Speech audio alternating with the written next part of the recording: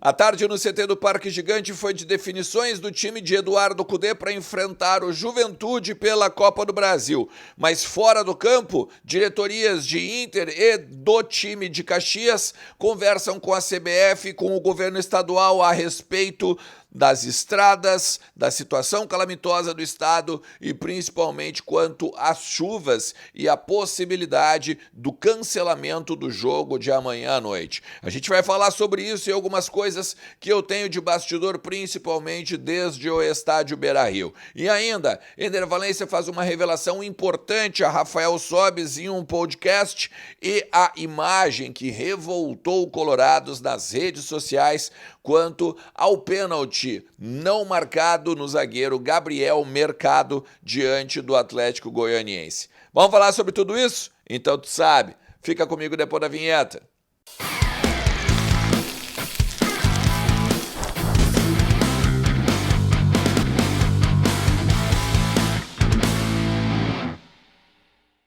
Fala Colorado, fala Colorada, como é que vocês estão? Tudo certo? Tudo beleza?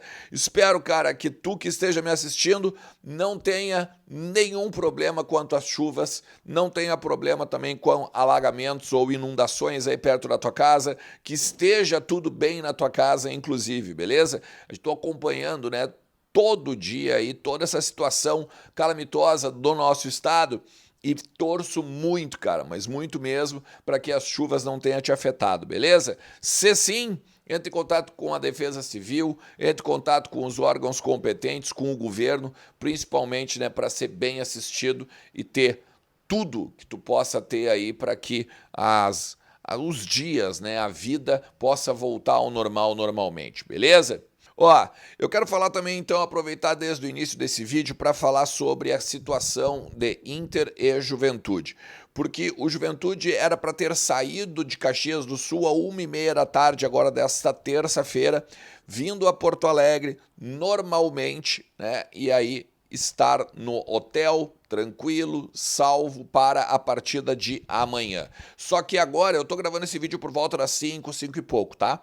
A informação que se tem é que 5h30 a delegação desce para Porto Alegre por Garibaldi, escoltada pela polícia rodoviária e tudo mais, e aí então vem para ter o jogo. Por quê? Houve a possibilidade, e até eu vou te dizer que ainda há, tá? Remota, mas ainda há possibilidade de cancelamento do jogo. Ainda que já aconteceu, né? O Inter jogou Copa Sul-Americana com um ciclone na cidade, o Grêmio também já jogou Copa do Brasil, né? Então, assim, a tendência é que o jogo ocorra, tá? Mas o Inter está atento a todas as definições, não só da CBF, mas também ao governo estadual, que está conversando com a Defesa Civil, de repente vai fazer estado de calamidade, né? Vai decretar estado de calamidade no Rio Grande do Sul, e aí, a partir disso, os eventos de grande público estariam cancelados. Só que eu conversei com algumas pessoas do Inter, tá? E tem 3 motivos principais para esse jogo, para esse evento não ser cancelado. Primeiro de tudo é o calendário. Só para ter uma ideia, agora em maio o Inter tem 9 jogos, ou seja, é uma média de 3 dias e um jogo, né? Um jogo a cada 3 dias. O segundo é que na questão jogo, a drenagem do estádio Beira-Rio ela é muito boa, ela é perfeita e o Inter não teria dificuldade para colocar, né, o gramado à disposição. Terceiro, a televisão e os patrocinadores. Por conta, né, da grade de programação da TV, por conta dos patrocinadores que já tem organizados, né, e já tem para a transmissão, seria muito difícil de que as coisas fossem mudadas, né, de dia, da quarta para quinta, ou daqui a pouco outro tipo de modificação. Então, esses 3 motivos que me passaram pela administração do Internacional, que eu vou voltar a dizer, está atenta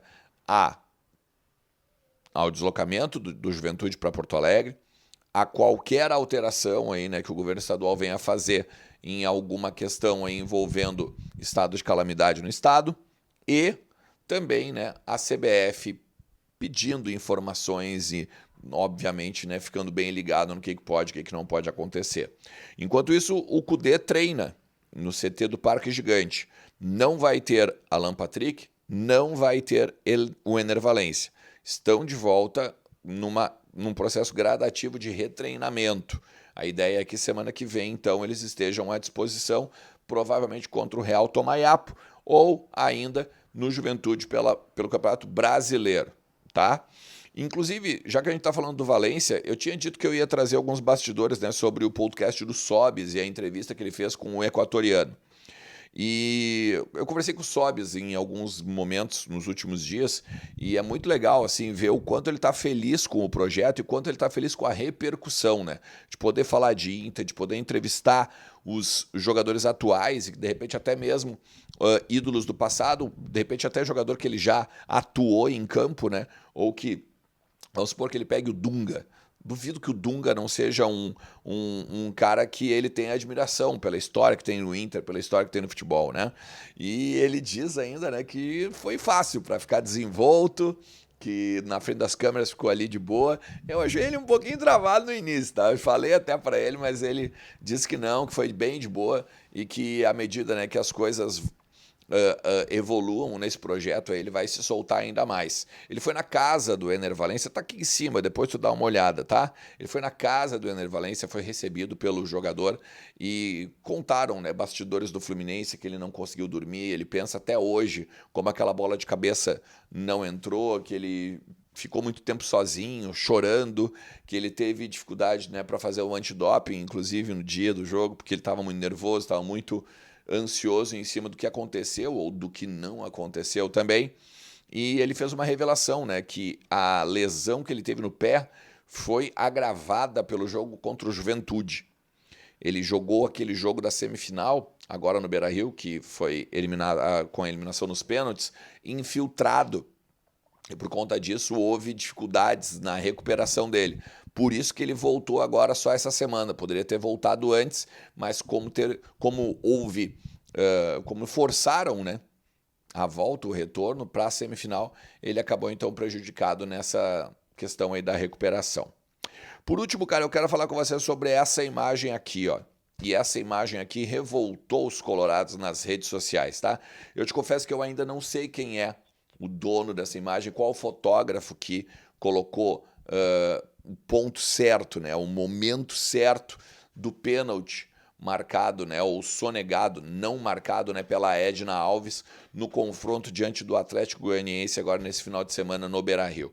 Antes da gente falar qualquer coisa, tá? Eu tenho certeza de que não foi a arbitragem que fez com que o Inter não vencesse o jogo. O Inter marcou passo no jogo no Beira-Rio, tá? Só que, dito isso, é impossível, né, que a árbitra, estando basicamente do lado da ocorrência, como vocês viram na imagem, não tenha visto que o jogador do Atlético Goianiense fez um puxão, praticamente abraça o Gabriel Mercado. O Gabriel Mercado ainda está com os braços abertos, né? Ou seja, não é uma disputa de empurra-empurra, como boa parte dos árbitros, né? O PC Oliveira, Carlos Simon deixaram muito claro, né, que houve a penalidade. Ou seja, o Inter está correto em ir até a CBF com uma representação contra a Edna Alves, contra a Daiane Muniz, que era do VAR, que estava no VAR, e principalmente, né, está pedindo o áudio para eles ouvirem, né? Eles, dirigentes, ouvirem então o que foi tomado de decisão, se de repente a CBF, quando divulgou o áudio aí que vocês ouviram nos últimos dias, não tenha de repente editado.